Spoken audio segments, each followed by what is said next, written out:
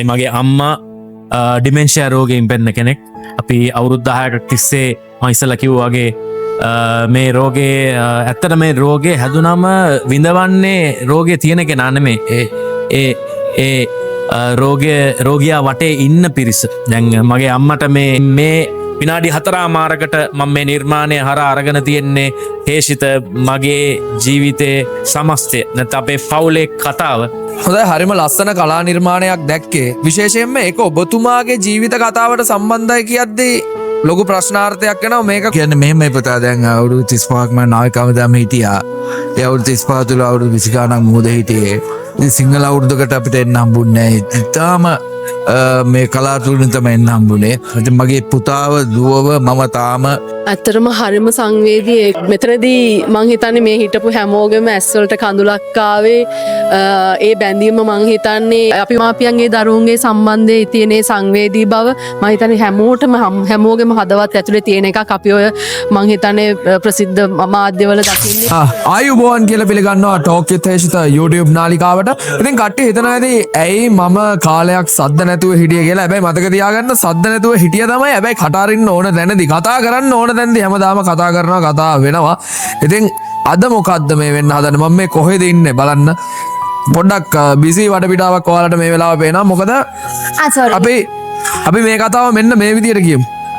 නිකන් හිතන්න, ඔයාව දස මාසයක් කුසේ තියාගෙන මේ ලෝකෙට බිහි කරපු අම්මා, ඔයා ලොකු වුණාට පස්සේ එක පාරට ඔයා ඒ අම්මා ගාවට ගියාට පස්සේ ඒ අම්මා ඔයාගෙන් ඇහුවොත් ඔයා කවුද කියලා ඔයාට මොන වගේ හැඟීමක් එයිද? මොකද්ද මේ කතාව? මම ප්‍රශ්නාර්ථයක් ඉතුරු කරනවා. මේක කතා කරන්න ඕන දෙයක්. ඒකින්ද මම කියනවා හැමෝටම මේ ප්‍රෝග්‍රෑම් එක ස්කිප් කරන්න නැතුව දිගටම බලාගෙන ඉන්න. මොකද මේ කතාව ඔයාගේ ජීවිතය වෙනස් කරයි. සමහරවිට ඔයාගේ ජීවිතේ එන්න මේ වගේ සිදුවීමකට ඔයා මේ වෙලාවේ මුහුණ දෙන්නවා වෙන්න පුළුවන්. ඉතින් රැඳින්න දිගටම ටෝක් විත් හේෂිතත් එක්ක අපි ඇතුළට ගිහිල්ලා බලමු මොකද මෙතන වෙන්නේ කියලා.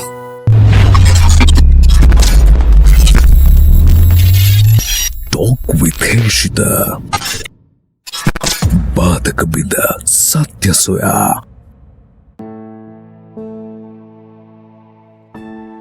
ගොඩක් දන්න හඳුනන අය දැන්ටමත් ඔයාලා දකින්න ඇති. ඉතින් කතා කරන්න ගොඩක් දේවල් තියෙනවා. මම හිතනවා අද ගොඩක් විශේෂ දවසක් වෙයි ඔයාලට. ඒකින්ද දිගටම රැඳිලා ඉන්න මාත් එක්ක. ජය වේවා.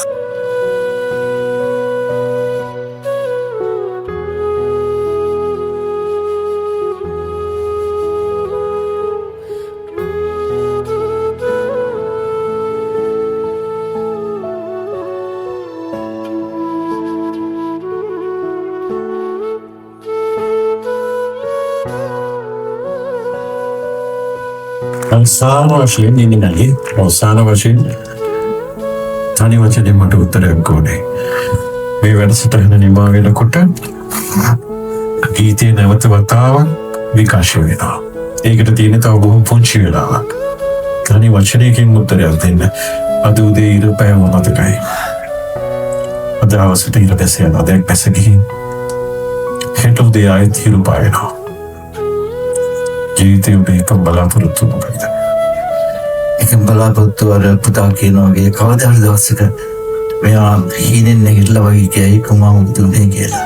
ඇත්තටම හරිම සංවේදී. ඒක මං හිතන්නේ අර පුතෙක්ගේ හදවතින් ආපු නිර්මාණයක් හින්දා, පුතෙක්ගේ හදවතින් ආපු හඬක් හින්දා මං හිතන්නේ අද මෙතන හිටපු ප්‍රේක්ෂකාගාරයම ඇඬෙව්වා. ඉතින් මමත් පුද්ගලිකම දන්න පවුලක්. ඉතින් හරිම සංවේදී පවුලක්. ඒ සංවේදීකම හින්දාම තමයි ඔවුන්ගේ අතින් මං හිතන්නේ නිර්මාණ ගොඩක් බිහි වෙන්නේ. ඉතින් මං හිතන්නේ මේ වගේ කාලෙක දෙමාපිය දරුවෝ කියන අයගේ ගොඩාක් අපි දකිනවා. අපි සමාජ මාධ්‍යවල දැක්කහම ඒගොල්ලොන්ගේ ජීවිත කොච්චර එකිනෙකාට දුරස්තද කියලා. නමුත් මෙතනදී මං හිතන්නේ මේ හිටපු හැමෝගෙම ඇස්වලට කඳුලක් ආවේ. ඒ බැඳීම මං හිතන්නේ අපි ඔය බලන්නේ ටිකක් කියන එක තමයි මට හිතුනේ. මේ දෙමාපියන්ගේ දරුවන්ගේ සම්බන්ධය ඉතාමත්ම සහ සැමියා බිරිඳ කියන ඒ සම්බන්ධය තියෙන සංවේදී බව මම හිතන්නේ හැමෝගෙම හදවත් ඇතුලේ තියෙන එකක්. අපි ඔය මං හිතන්නේ ප්‍රසිද්ධ මාධ්‍යවල දකින්නේ ගොඩක්ම අල්ප දෙයක් තමයි මේ ඔවුන්ගේ තියෙන මේ අර දෙමාපියන්ට සලකන්න නැති එක බිරිඳ සැමියා අතර තියෙන විරසකය. මට හිතුනේ මේක හරිම මේ හරි අඩුවෙන් තියෙන දෙයක් වැඩියෙන්ම තියෙන්නේ මං හිතන්නේ ඒ බැඳියාවේ තියෙන මේ ශක්තිමත් බව කියලා. නමුත් මට හරිම හිතට දැනිච්ච සිදුවීමක් වුණා. මම මේ ප්‍රශ්නේ ඔයාට යොමු කරන්න. ඔයා නිකන් හිතන්න ඔයාව දස මාසයක් කුසේ තියාගෙන ඔයාව හරි ආදරෙන් උස්මහත් කරපු අම්මා දවසක ඔයා ළඟට ගිහිල්ලා අම්මේ කිව්වට පස්සේ ඔයා කවුද කියලා ඇහුවොත් ඔයාට හැඟීම් මොන වගේද නේද?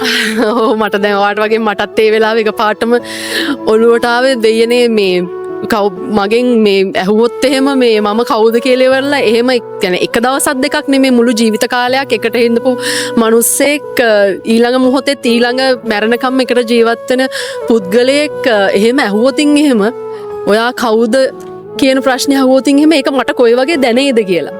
මං හිතන්නේ ඒක මම හිතනවට වඩා ඒකට මේ මූණ දීපු පුද්ගලයාට තමයි ඒක හරියටම දැනෙන්නේ.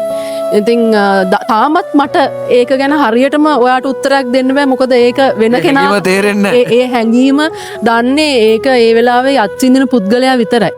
නමුත් අද අපිට ඒ හැඟීම ඒ අත්දැකීම අපේ ඇස් දෙකෙන් බලාගන්න පුළුවන් වුණා. හරිම ලස්සන කලා නිර්මාණයක් දැක්කේ. විශේෂයෙන්ම ඒක ඔබතුමාගේ ජීවිත කතාවට සම්බන්ධයි කියද්දී ලොකු ප්‍රශ්නාර්ථයක් වෙනවා. මේක ගොඩක් අය දන්නේ නැති කතාවක්. මොකද හිතන්නේ මේ වැඩේ ගැන? ඔබතුමාගේ පුතා මේක කරේ? ඔව් ඇත්තම ඉතින් පුතා මෙච්චර ලොකු දෙයක් කරන බව මම දන්නේ නැහැ. ඇත්තම මොකද එයා මට කිව්වා පොඩ්ඩේට අම්මට පොඩි තෑග්ගක් දෙනවායි කියලා. ඉතින් දවස් කිට්ටු වෙනකොට මට දැනගත්තා මේ ලොකු ව්‍යායාම කියලා. හැබැයි මට රියර්සල් එකටවත් එන්න දුන්නේ නැහැ. ඉතින් මටත් මේක ලොකු දෙයක් කරන්න මම ගොඩක් ආඩම්බර වෙනවා. ඉතින් අම්මගේ දෙක දවසේ මේ වගේ තිරණයක් දෙන්න අන්තික තමයි අර ඩොක්ටර් කිව්වා වගේ හංගන්න නැතුව මේක මේ ලෙඩ ලෝකයට පෙන්නලා කොහොමද ඉදිරියේදී මේ ඩිමෙන්ෂියා රෝගීන් කොහොමද අපි හඳුනාගෙන මේ ඒක අවම කරගන්න කියන එක ගැන නේ. දෙක හොඳ පණිවිඩයක් දුන්නේ. මම ගොඩක් සතුටුයි මගේ පුතාගේ වැඩේ ගැන. ඔව් ඒත් එක්කම අහන්න ඕනේ දැන් අපි දැක්කා මේ සංගීත නිර්මාණය ඇතුළතදී ගොඩක් සංවේදී තැන්. දැන් ඔබතුමාගෙන් මම පුද්ගලිකව නැවත වතාවක් අහනවා. ඔබතුමාගේ ජීවිතයේ මේ ප්‍රශ්නයත් එක්ක ඔබතුමා සංවේදීම වෙච්ච තැනක් ගැන පොඩි මතකයක් මතක් කරමු. ඔව් එතන අයිතකින් කියන්නේ මෙහෙමයි පුතා. දැන් අවුරුදු 35ක් මම නාවිකාවදාම හිටියා. ඒ අවුරුදු 35 තුළ අවුරුදු 20 ගණන් මුහුද හිටියේ. ඉතින් සිංහල අවුරුද්දකට අපිට එන්න හම්බුන්නේ නැහැ. ඉතාලම මේ කලාතුරකින් තමයි එන්න හම්බුනේ. ඉතින් මගේ පුතාව දුවව මම තාම සිරිපාදට එක ගිහලා නැහැ. සීගිරියට එක ගිහලා නැහැ. ඒගොල්ලන්ගේ පාසල් වල ත්‍යාග ප්‍රදාතුන් සිව්වට එතකොට තරඟවලට සහභාගී වෙලා නැහැ. ඉතින් ඒක තමයි අපි කරු කැපවීම. ඉතින් එහෙම වෙලා තියෙද්දී ඉඳලා හිටලා එන්න හම්බ වෙනකොට ඒ දැනෙන සතුට කියන්නෙම කරගන්න බෑ. ඉතින් අන්තික තමයි අනිත් පැත්තෙන් බැලුවොත් අපි දවස් 45කට මොහොතට ගිහිල්ලා දවස් 3යි ගෙදර ඉන්න අයිපර දවස් 45කට හිතාගන්න පුළුවන් අපේ පෞල් ජීවිතේ කොහොමද කියලා. ඉතින් ඒ වගේ ලොකු කැපවීම් කරලා තමයි අපි මේ රට බේරගත්තේ. මේ රණවිරුව මම විතරක් නෙමෙයි රණවිරුවන්ගේ කැපවීම. නමුත් අද රණවිරුවා කියන වචනේ කියන්නත් මැලිවෙන පාලකයෝ අද ඉන්නවා. අද රණවිරුවට ලැබෙන වීර වික්‍රම විභූෂණ පදක්කම තහඩු කැබල්ලක් කියලා කියන තත්ත්වයකට අද ජනතාව සමහර ජනතාව පත් වෙලා තියෙනවා. ඉතින් ඒ ගැන ඇත්ත වශයෙන්ම නිතරම මට කනගාටුයි. අද ඔබතුමා මේ ප්‍රෝග්‍රෑම් එක දැක්කම තේරෙනවා ඇති මොනතරම් කැපවීමක් කරනවද කියලා. රන්විර බිරින්දෑවරු සමස්තයක් වශයෙන් ඒක තමයි මගේ කතාවේදී මම කිව්වා මේක සියලුම රන්විර බිරින්දන්ට මේක උපහාරයක් වෙනවා කියලා. දැන් මාතකම එකතු වෙන්නේ අපේ සචිත්‍ර අයියාගේ දයාබර බිරිඳ. අද ඔයත් අම්ම කෙනෙක්. මේ සිදුවීම ඔයාට සචිත්‍ර අයියා කියනවා අපේ අම්මා මෙන්න මෙහෙමයි පොඩ්ඩක් එයාට අමතක වෙනවා. එකම දේ දෙපාරක් කිව්වොත් වැඩිපුර හිතන්න එපා. මෙන්න මේ විදියට කියනවා. එදා ඔයා අම්ම කෙනෙක් නෙමෙයි. ඔයා සාමාන්‍ය අපි වාචන කිව්වොත් එහෙම කෙල්ලෙක්. එදා මොන වගේද ඔයාට දැනුනේ?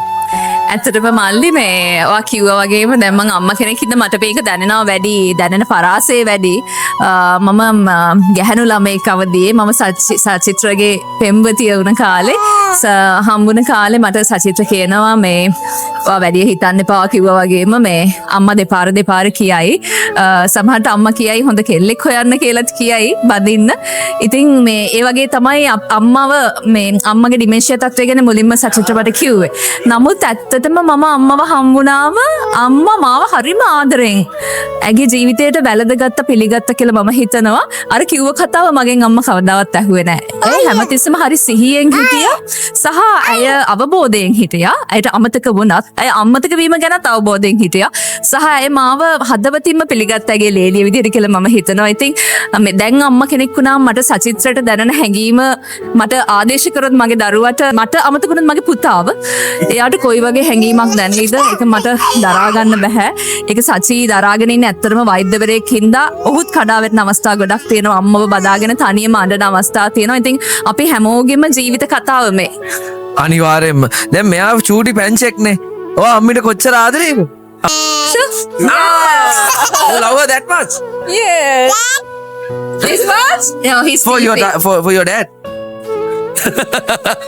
ඉතින් අන්න ඒ වගේ චූටි කාලේ ඉඳලා අම්මට ගොඩක් ආදරය කරනවා. ඉතින් අම්මගේ අතේමයි දැවිටිලා ඉන්නේ දරුවෙක්. ඉතින් ඒ වගේ ඉඳලා එකපාරට අම්මා ලොකු වුණාට පස්සේ අර වගේ සිදුවීමකට මූණ දෙන්න උනොත් ඒක ලොකුම ලොකු දුකක් හිතරගෙන දෙන සිදුවීම.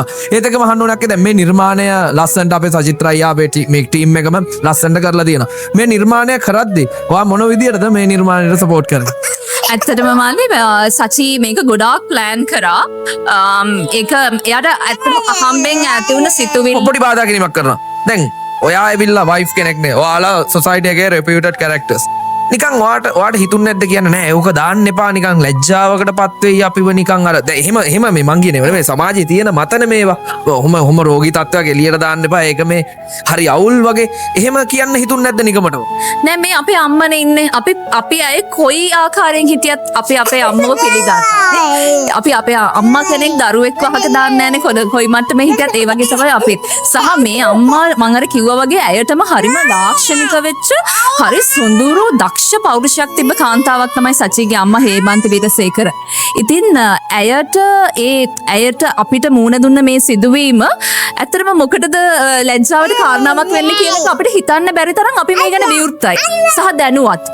සහ මේ අම්මා මේ ගියපු ජර්නි එක අම්මගේ මේ මෙමරි එක නැති වුණ ජර්නි එක අපි අනිත් අයත් එක්ක බෙදා ගන්න එක ලොකු දෙයක්. මේ සේම් එක්ස්පීරියන්ස් එක මේ වගේම එක්ස්පීරියන්ස් එකක් තියෙන ඔඩියන්ස් එකක් ඉන්න පුළුවන් එළියේ.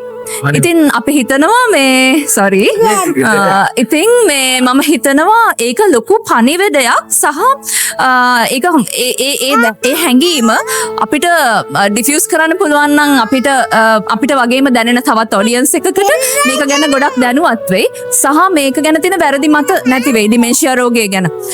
ඉතින් මම හිතනවා මේ සහ මල්ලි මුලින් ඇහුවා වගේ මේක සචි ගොඩක් ප්ලෑන් කරපු එකක්.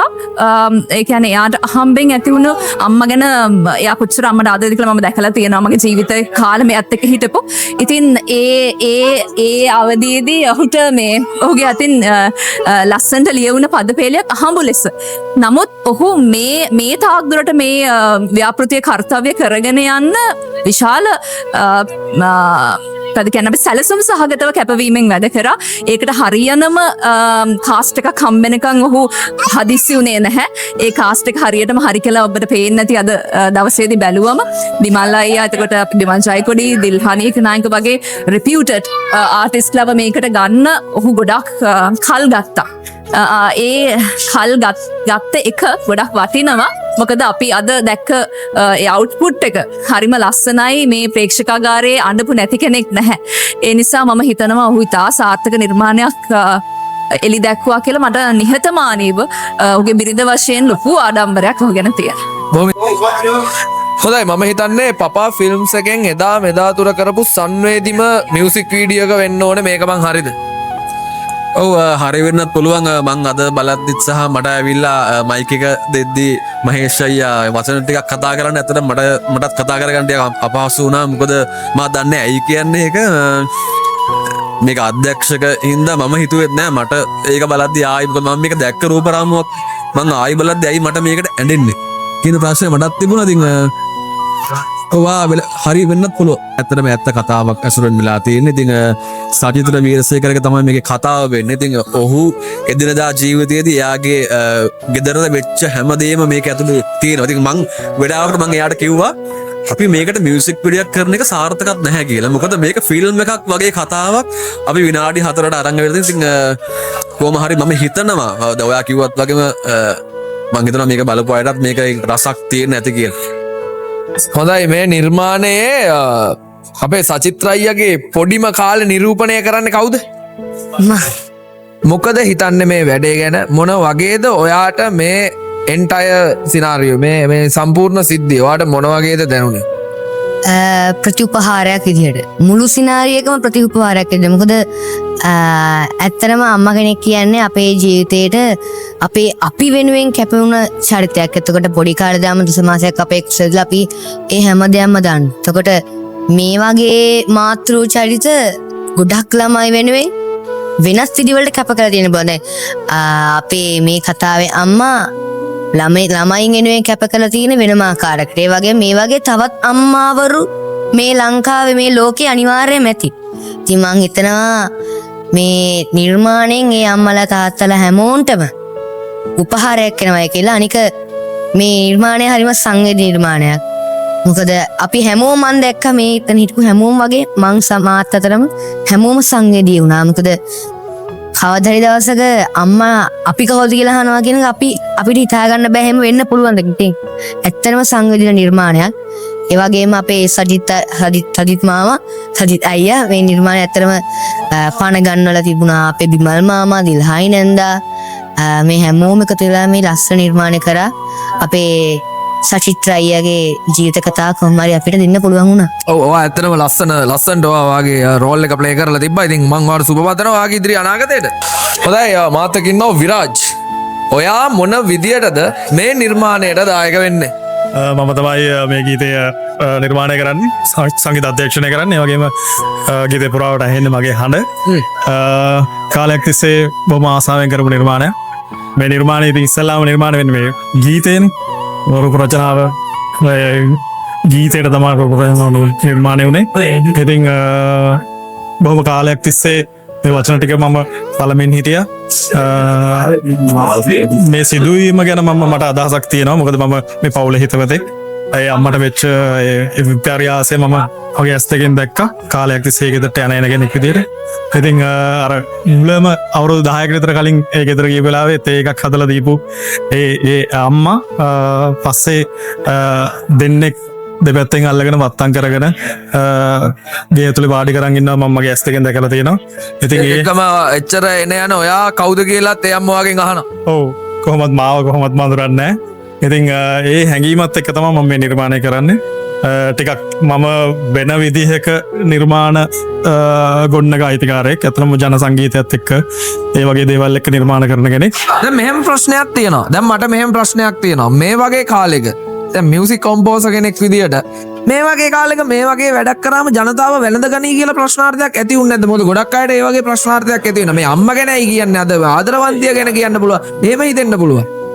මොකද්ද මේ ගැන කියන්නේ? ඇත්තටම මගේ මේ සමාජයෙන් අහන ප්‍රශ්නයක් මං අහන ගන්න මේ. ඇත්තටම මගේ පැත්තෙන් මම මේ ගීතේ ප්‍රේක්ෂකයෝ කී දෙනෙක් අහයිද කියන එක ගැන තාමවත් හිතලා නැහැ.